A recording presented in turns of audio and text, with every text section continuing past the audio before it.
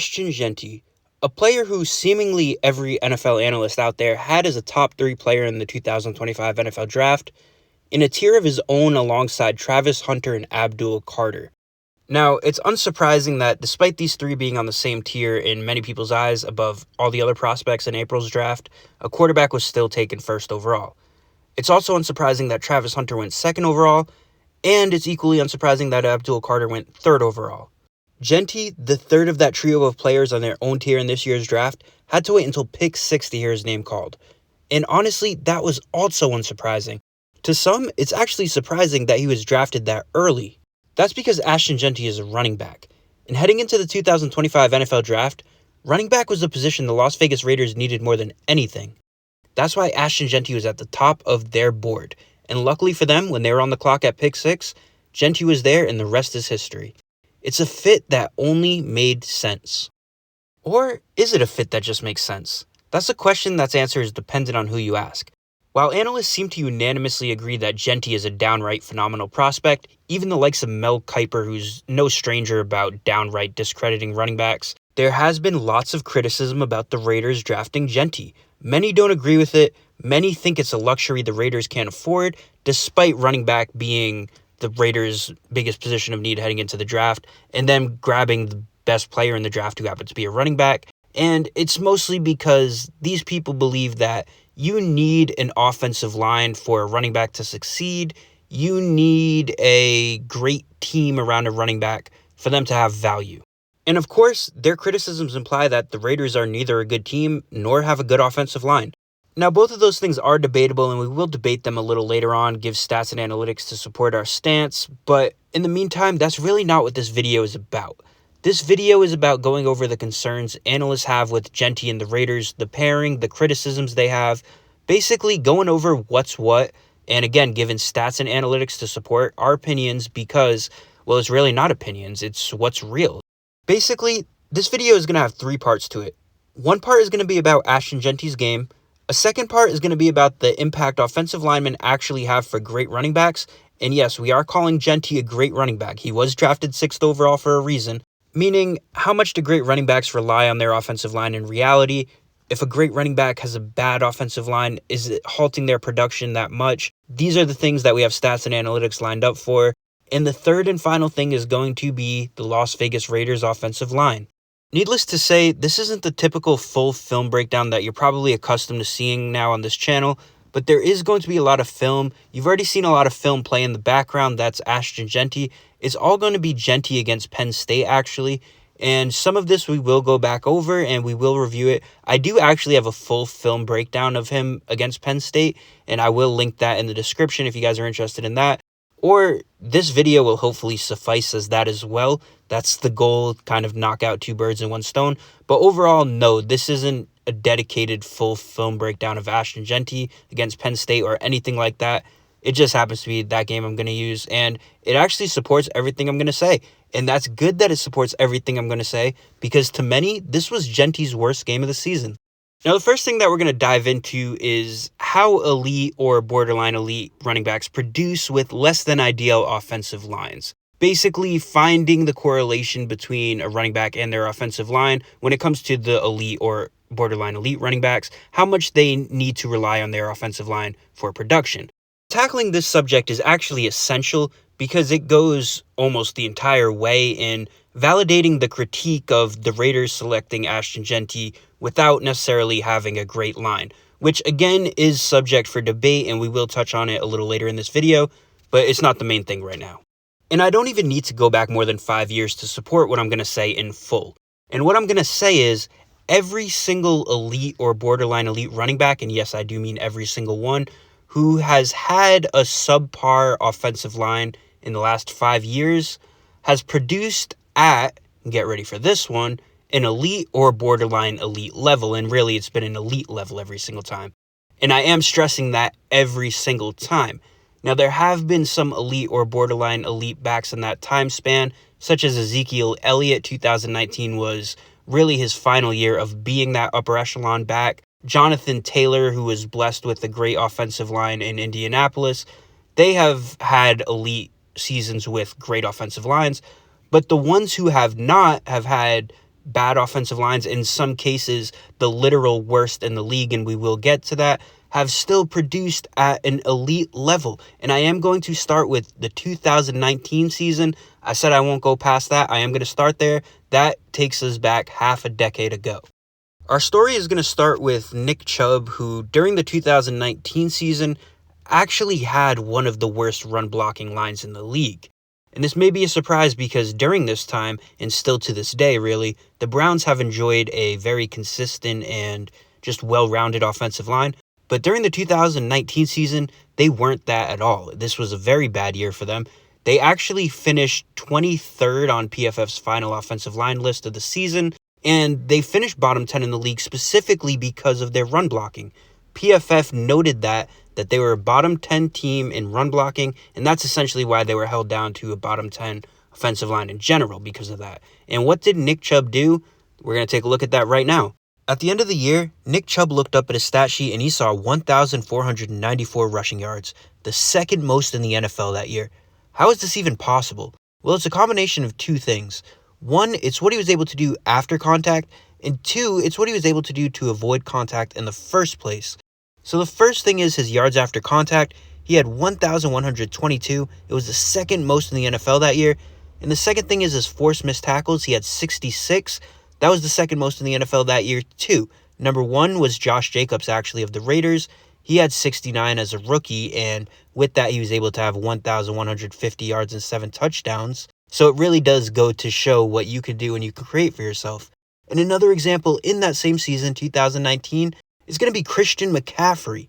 Christian McCaffrey, with the 18th ranked offensive line that year, was able to have 1,389 yards. That was number 3 in the league, and he was able to do that because he had 49 forced missed tackles. It goes without saying that the 18th and the 23rd best offensive line in the NFL are less than ideal. One of those is bottom 10, the other is bottom 15 in the league, but they are a world of difference and notably better than a bottom 3 and a bottom 1 offensive line in the NFL. And elite running backs with these lines, a bottom 3 and a bottom 1 in the NFL, were still able to produce at an elite level. Can you guess whose numbers those are on screen right now? Those are Saquon Barkley's. Saquon Barkley was able to have a 1.3K yard, double-digit touchdown season on the ground twice as a member of the New York Giants. Once in 2018 with the 21st ranked offensive line, and I know I said I want to go past 2019. That's why I'm going to focus on his 2022 season when he didn't have the 21st ranked offensive line. He had the 30th. He had the third worst in the entire NFL. And if you're impressed by that one, get ready for this.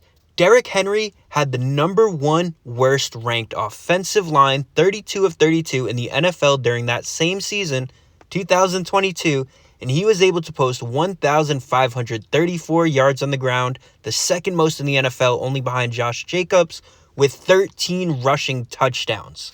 How is this possible? It's thanks to two things we've already talked about in the past in this video. It's going to be yards after contact, what to do after contact is made, and avoiding contact in the first place, forced missed tackles. And when you combine them, you're able to get something magical like this play on screen right here, which actually happened during the 2018 season. But I use this clip because it really does showcase what a running back is able to do, an elite running back is able to do by themselves without help from their blockers, what they're able to do when they can create for themselves. And he created for himself in a big way in that 2022 season when he had the worst offensive line in the league. He had 69 forced missed tackles. This was the third most in the NFL behind two guys we've already talked about, Nick Chubb and Josh Jacobs. Josh Jacobs, who was number 1 in the NFL that year with 90 forced missed tackles, and unsurprisingly, he led the league in rushing yards too, 1,653. Again, goes to show what you can do and you can create for yourself. And the yards after contact factor, where he led the league, Derrick Henry did, with 1,257. And we're going to quickly transition into Ashton Jeanty himself because these things, the forced missed tackles, the yards after contact, they bode exceptionally well with Ashton Jeanty's game. In fact, historically, throughout the history of college football, Ashton Jeanty is statistically, analytically, whatever measure you want to use, the most dominant yards after contact player in college football history and the best at making people miss in college football history. And I am going to support that with these numbers. So during the 2024 season, Ashton Jeanty had 1,970 yards after contact. As you can see on screen, that is actually a college football record. But I'm going to put this number into perspective really quick because this is actually just mind-blowing. So he had 1,970 yards specifically only after contact. This number was 250 more yards than any running back had during the 2024 season in general, not just counting after contact yards, counting before contact, after contact, everything in between. It was 250 more yards after contact alone for Jeanty than any running back had in general the entire last season. And the reason why Jeanty is so good after contact is because his contact balance is nothing short of generational. Some players who have played in the NFL say that Jeanty's contact balance is the best they have ever seen personally. And I mean, the numbers really support that. They really do. You see here in the 2024 season, Ashton Jeanty forced 152 missed tackles. This was 48 more, essentially 33% more than any runner in the FBS forced in a season over the last decade. And that 152 forced missed tackles in a season is a college record via PFF's record books, and so is his career total of 284. And remember, Jeanty only played the college minimum of 3 seasons. Now, I know what you guys are thinking. How much of this is a product of Ashton Jeanty playing in the Mountain West Division? And I have answers for you. But before I answer that, before I give you guys any more details on that, I am going to say 2 things. The first thing is, I know I mentioned earlier that part of this video is going to be about the Raiders' offensive line. But I am looking at the time in this video, and I do want to make this video digestible. Otherwise, to make this video digestible, I would have to kind of go over the Raiders offensive line quick and the things that I wanted to say, things that I have for you guys, the stats, analytics, and that sort of thing. And I would have to kind of shy away from giving as much context as I want, and I don't want to do that. So I am going to make it its own separate video, so it has all the context that I want to add for you guys, all the information that you guys should know. And it's just as detailed as this video, but it's equally as digestible as this video, if not even more digestible, because it probably will be shorter than this one ends up being. But the second thing that I want to add on top of that is I am going to start rolling out Ashton Jeanty film against Penn State now in regular speed, and I am going to highlight some notable things along the way, so you guys can follow along with that now. And let's get into how Jeanty does against better competition as we watch the film against Penn State. Among all players in the FBS who played a Power 4 school that ranked top 30 via least points allowed per game, Ashton Jeanty was one of 2 players who rushed for at least 192 yards. Now, Ashton Jeanty only had 2 opportunities to do this as he only played 2 schools this past season that fit those parameters, but in both of those games he did manage to rush for over 100 yards.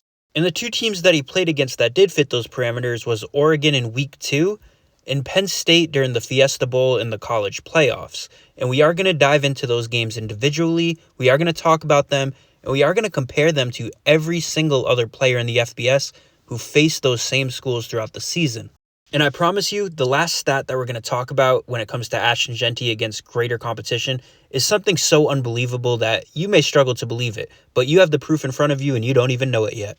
Now we're going to start with the Oregon game, and Oregon did finish the season ranked 16th in the country via least points per game. And against Oregon, Jeanty was one of 2 players to rush for at least 100 yards. He totaled 111 yards after contact, and he forced 8 missed tackles. How does this stack up to everybody else who played against Oregon this past season? I'm glad you asked. This was 68 more rushing yards than any player had who faced Oregon last year. Jeanty had 21 more yards after contact than any player who faced Oregon last year, and he had 4 more forced missed tackles, so literally doubled, than anybody who faced Oregon this past year.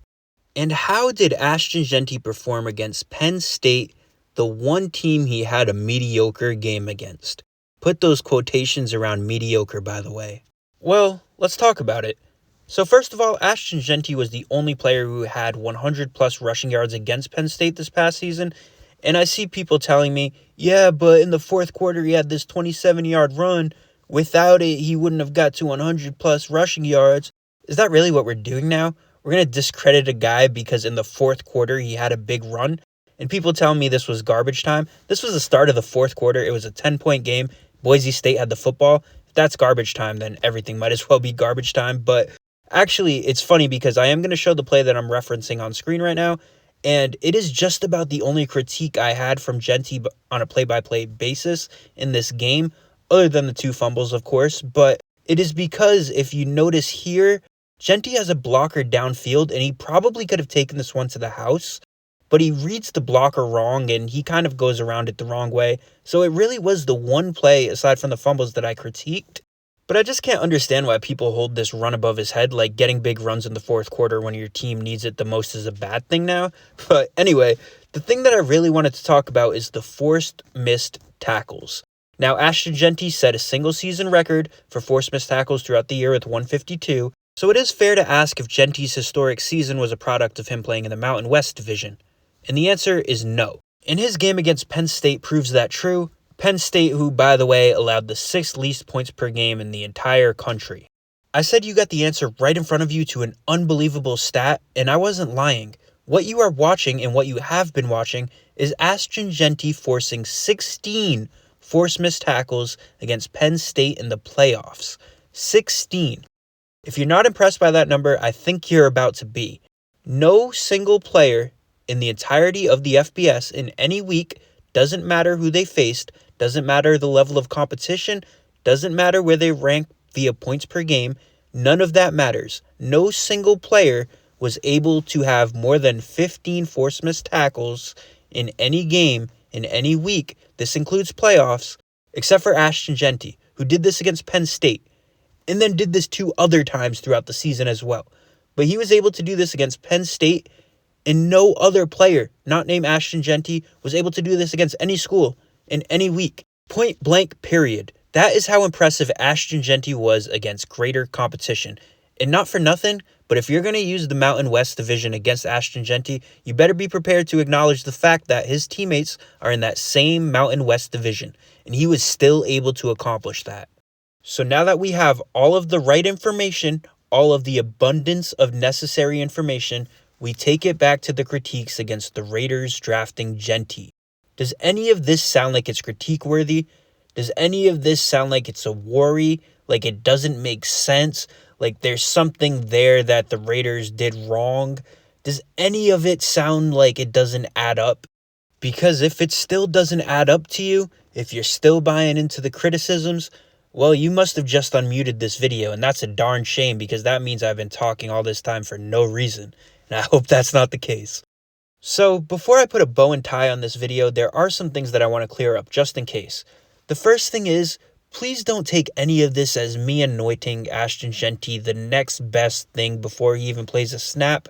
That's not what I'm trying to do. You never know what's going to happen, right? And I'm certainly not saying otherwise.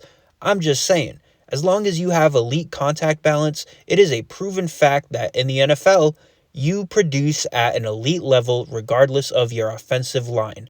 We proved that true in this video. Or I should say, so long as you display that elite contact balance at the NFL, it's more likely than not that you'll produce at an elite level regardless of how bad your offensive line is. And the second thing that I really want to clear up, because I can understand how people get the impression that I'm saying this, and I want to make sure people know I am not saying this. I am absolutely not saying that an offensive line does not matter. I am absolutely not saying that if you take an elite running back and you put one behind a bad offensive line, and you take another elite running back and you put him behind a good offensive line, they're going to produce the same. No, that's not true. The one behind the good offensive line is probably going to produce more. That's just common sense. Take 2 guys I mentioned already in this video, Derrick Henry and Saquon Barkley. You put them behind better offensive lines, one with the Eagles, one with the Ravens. They have some of their best seasons as pros. So yes, a better offensive line will naturally increase the maximum production that a running back can have. That's just common sense. But it does not change the fact that behind some of the worst offensive lines in the league, in Derrick Henry's case, the actual worst offensive line in the league, they were still able to produce at an elite level because they are elite running backs. That's just the facts. And with all that out of the way, that is going to do it for this one. I really hope you guys enjoyed this one because this one took forever to make. It is a new style of video like I mentioned earlier. It's not your typical film breakdown. So I really hope you guys enjoyed this. Man, this was a lot of information, and that's why it's so long. It was all just information except for this part where I'm just, babbling like I always do. But yeah, I really hope you guys liked this one. And if you did, just please, the best way you could show love is hitting that subscribe button. It is the best way to ensure content like this keeps coming. And if you guys enjoyed this video, leave a comment saying that you enjoyed this video because I want to see if people like videos like this, not just videos that are film breakdowns, because this was part film breakdown too, but it tells you more information than that. It debunks a myth, tells you what you need to know, and lets you form your own opinion based on what you need to know. Although I did kind of tell you, that not have that opinion. So I didn't really let you guys have your own opinion, but you know what I'm saying. Anyway, shout out to the Nation for the Ashton Jeanty edits and letting me use them. I'm going to link the Nation store in the description of this video. They do sell Raiders merch, and they are good at making Raiders merch. But don't let me say that. You guys check it out for yourself. Judge it for yourself. And if you like what you see, just cop what you see. You could find me on Twitter at Alex Monfreda. It's just my name. It couldn't be any more simple, at Alex Monfreda. You can find the publication I work for on Twitter too, at The Raider Ramble. I am the deputy editor of The Raider Ramble. Thank you guys so much for making it all the way through this video, and I will see you guys on the next one.